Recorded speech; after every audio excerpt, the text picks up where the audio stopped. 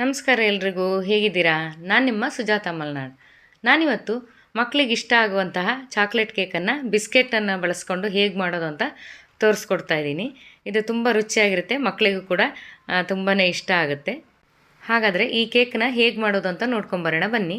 ಅದಕ್ಕಿಂತ ಮೊದಲು ನೀವೇನಾದರೂ ನನ್ನ ಚಾನಲ್ನ ಮೊದಲನೇ ಸಲ ವೀಕ್ಷಣೆ ಮಾಡ್ತಾಯಿದ್ರೆ ದಯವಿಟ್ಟು ಒಂದು ಲೈಕ್ ಮಾಡಿ, ಶೇರ್ ಮಾಡಿ, ಹಾಗೆ ಸಬ್ಸ್ಕ್ರೈಬ್ ಮಾಡಿ ಅಂತ ಹೇಳ್ತಾ ವಿಡಿಯೋನ ಮುಂದುವರ್ಸೋಣ ಬನ್ನಿ. ನಾನಿಲ್ಲಿ ಕೇಕ್ ಮಾಡೋದಕ್ಕೆ 2 ಪ್ಯಾಕೆಟ್ ಬಿಸ್ಕೆಟ್ ತೊಗೊಂಡಿದ್ದೀನಿ. ಯಾವುದಾದ್ರೂ ಕ್ರೀಮ್ ಬಿಸ್ಕೆಟ್ ತೊಗೋಬೇಕು. ನಾನಿಲ್ಲಿ ಓರಿಯೋ ಬಿಸ್ಕೆಟನ್ನು ತಗೊಂಡಿದ್ದೀನಿ. ಇದನ್ನು ಒಂದು ಪಾತ್ರೆಗೆ ಈ ರೀತಿಯಾಗಿ ಪೂರ್ತಿಯಾಗಿ ಹಾಕ್ಕೊಂಡ್ರೆ ಆಯಿತು. ನೋಡಿ, ನಾನಿಲ್ಲಿ 2 ಪ್ಯಾಕೆಟನ್ನು ಪೂರ್ತಿಯಾಗಿ ಹಾಕ್ಕೊಳ್ತಾ ಇದ್ದೀನಿ.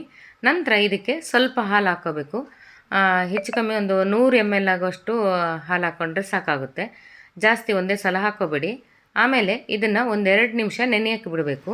ನಂತರ ಬಿಸ್ಕೆಟ್ನ ಈ ರೀತಿಯಾಗಿ ಕಲಿಸ್ಕೋಬೇಕು. ನಿಮಗೆ ಈ ರೀತಿ ಕಲ್ಸೋಕ್ಕೆ ಕಷ್ಟ ಆಗುತ್ತೆ ಅಂದರೆ ಒಂದು ಸಲ ಮಿಕ್ಸಿಗೆ ಹಾಕ್ಬಿಟ್ಟು ಗ್ರೈಂಡ್ ಮಾಡ್ಕೊಂಡು ಬಿಡ್ಬೋದು. ನಂತರ ಇವಾಗ ನಾನಿಲ್ಲಿ 1/4 ಚಮಚ ಆಗೋಷ್ಟು ಬೇಕಿಂಗ್ ಸೋಡಾವನ್ನು ಬಳಸ್ತಾ ಇದ್ದೀನಿ. 1/4 ಚಮಚ ಹಾಕಿದ್ರೆ ಸಾಕು, ಜಾಸ್ತಿ ಹಾಕೋದೇನು ಬೇಡ. ಆಮೇಲೆ ಇನ್ನೊಂದು ಸಲ ಈ ರೀತಿಯಾಗಿ ನೀಟಾಗಿ ಕಲಿಸ್ಕೋಬೇಕು. ಬೇಕಿಂಗ್ ಸೋಡಾ ಚೆನ್ನಾಗಿ ಮಿಕ್ಸ್ ಆಗಬೇಕು. ಹಾಗಾಗಿ ಈ ರೀತಿಯಾಗಿ ಚೆನ್ನಾಗಿ ಕಲಿಸ್ಕೊಂಡ್ರೆ ಈಗ ನೋಡಿ ಹಿಟ್ಟು ತಯಾರಾಯಿತು.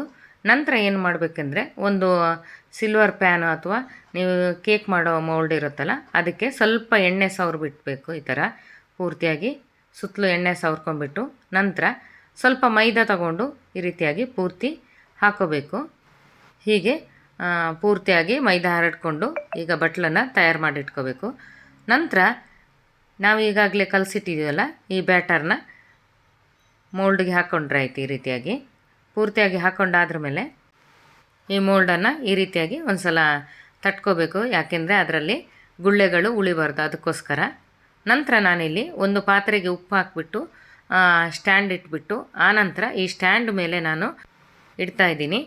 ನೇರವಾಗಿ ಉಪ್ಪಿನ ಮೇಲೆ ಇಟ್ಟರೆ ಸ್ವಲ್ಪ ಸೀದೋಗೋ ಚಾನ್ಸಸ್ ಇರುತ್ತೆ. ಹಾಗಾಗಿ ಅಡಿಗೆ ಒಂದು ಸ್ಟ್ಯಾಂಡ್ ಅಥವಾ ಚಿಕ್ಕ ತಟ್ಟೆ ಏನಾದರೂ ಇಟ್ಕೊಂಡು ಆಮೇಲೆ ಇಟ್ಟರೆ ಒಳ್ಳೆಯದು.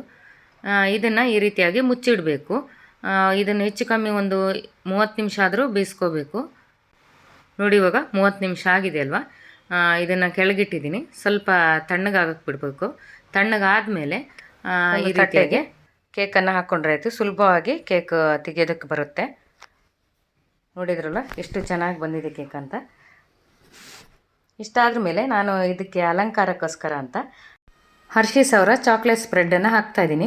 ನೀವು ಬೇಕಾದರೆ ಚಾಕ್ಲೇಟನ್ನು ಮೆಲ್ಟ್ ಮಾಡಿ ಈ ರೀತಿಯಾಗಿ ಅಲಂಕಾರಕ್ಕಾಗಿ ಹಾಕೋಬೋದು. ಮಕ್ಕಳಿಗೂ ಕೂಡ ತುಂಬ ಇಷ್ಟ ಆಗುತ್ತಲ್ಲ ಈ ಥರ ಚಾಕ್ಲೇಟ್ ಹಾಕಿದರೆ.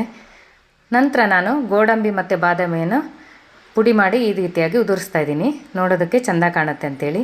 ನೋಡಿ ಎಷ್ಟು ಸುಲಭವಾಗಿ ಬೇಗವಾಗಿ ಮನೆಯಲ್ಲೇ ಈ ರೀತಿಯಾದ ಚಾಕ್ಲೇಟ್ ಕೇಕನ್ನು ಮಾಡಿಕೊಂಡ್ರೆ ಎಷ್ಟು ಚೆನ್ನಾಗಿರುತ್ತೆ ಅಲ್ವ. ಮಕ್ಕಳಿಗೂ ಕೂಡ ಇಷ್ಟ ಆಗುತ್ತೆ. ನಿಮಗೂ ಕೂಡ ಈ ರೆಸಿಪಿ ಇಷ್ಟ ಆಯಿತು ಅಂತ ನಾನು ಅಂದ್ಕೊಳ್ತೀನಿ. ಇಷ್ಟ ಆದರೆ ಒಂದು ಲೈಕ್ ಮಾಡಿ, ಶೇರ್ ಮಾಡಿ, ಸಬ್ಸ್ಕ್ರೈಬ್ ಮಾಡಿ ಅಂತ ಹೇಳ್ತಾ ಮುಂದಿನ ವಿಡಿಯೋದಲ್ಲಿ ಸಿಗ್ತೀನಿ. ಹೋಗಿ ಬರಲಾ? ನಮಸ್ಕಾರ. ಎಲ್ರಿಗೂ ಶುಭವಾಗಲಿ.